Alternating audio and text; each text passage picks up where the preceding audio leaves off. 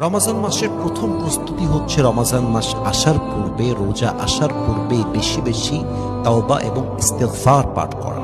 অনেকে ভাবে যে রোজার মাস আসলেই মনে হয় অটোমেটিক্যালি আমার সিনসগুলো, আমার যে গুনাহ আছে এগুলো মনে হয় অটোমেটিক্যালি ক্ষমা হয়ে যাবে। But in actual fact it's not like that. Ramadan মাস আসলে সাধারণভাবে আল্লাহ তাআলা বান্দার গুনাহকে ক্ষমা করে দেন, এটা সত্য।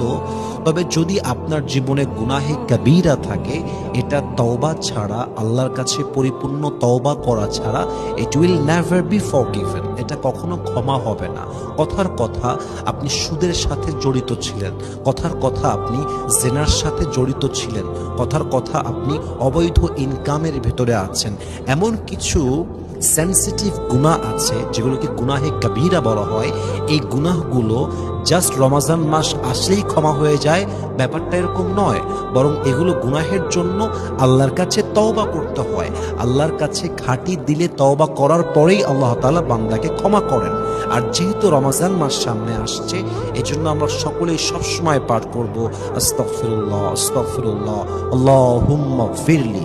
এই ইস্তেগফার আমরা বেশি বেশি পাঠ করব। হতে পারে আমাদের ইস্তেগফারের মাধ্যমে, তওবার মাধ্যমে, রোজার মাধ্যমে রমাজান মাসের ওয়াসিলা করে আমাদের গুনাহকে ক্ষমা করতে পারে একজন। বলেন সবাই, তিনি কে?